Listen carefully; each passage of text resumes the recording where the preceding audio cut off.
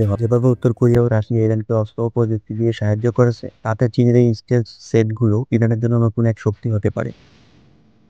তাই স্বাভাবিকভাবেই গোটা মধ্যপ্রাচ্যের দেশগুলো এই খবর মনোযোগ দিয়ে দেখছে। কারণ যদি এই হোয়াইট এম্পায়ার সেটগুলো ইরানের হাতে চলে যায়, তাহলে মধ্যপ্রাচ্যের ইরানের দাদাগিরি অনেকটাই বেড়ে যায়। আরও একটি বড় কথা হল, চীন হয়তো এই সেটগুলোর সাহায্যে পৃথিবীতে নতুন কোনো এক মেসেজ দিতে চাইছে। অর্থাৎ আমেরিকার নজর এড়িয়ে গোপনে ইরান বা অন্য দেশগুলোতে এই সেট পাঠানোর পরিকল্পনা থাকতে পারে।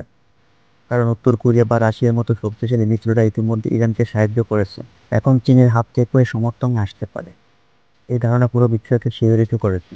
কারণ এখন প্রশ্ন উঠেছে, এই 16টি হোয়াইট টেম্পারার বি সেটগুলো চীন থেকে সরাসরি ইরানে যাবে। কারণ এখন প্রশ্ন উঠেছে এই 16টি হোয়াইট এম্পায়ার সেট চীন থেকে সরাসরি ইরানে যাবে। যদি যায়, তাহলে শুধু ইরানের সামরিক ক্ষমতা বাড়বে না, গোটা মধ্যপ্রাচ্যের খেলাটাই পাল্টে যাবে। চীনের এই যুদ্ধ বিমান সামনে আনার কারণে একটা বিশেষ স্পষ্ট হয়ে যায়, চীন হয়তো গোপনে আরো উন্নত টেকনোলজি বানিয়ে রেখেছে, যেগুলো পৃথিবীর কোনো দেশে জানছে না।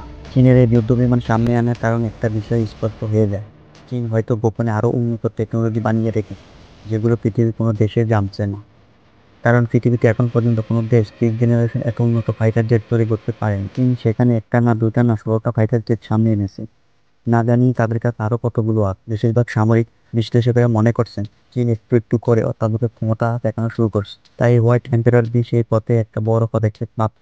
বিশেষ বড় বড় দেশ এখন চীনকে আরো বেশি গুরুত্ব দিয়ে দেখছে। কারণ সামরিক ক্ষেত্রে চীন আর পিছিয়ে থাকবে না। আমেরিকা, রাশিয়া এবং চীনের মধ্যে চলমান এই আধুনিক অস্ত্র প্রতিযোগিতা সামনের দিনগুলোতে আরো বাড়তে থাকবে।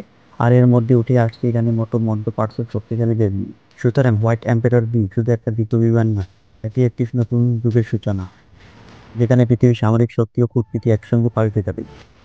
এখন সবাই অপেক্ষায় আছে, চীন কি সত্যি এই সেটগুলো ইরানে পাঠাবে? আর যদি পাঠায়, তাহলে আমেরিকার থেকে কি জবাব আসবে সেটা সময়ই বলে দিবে।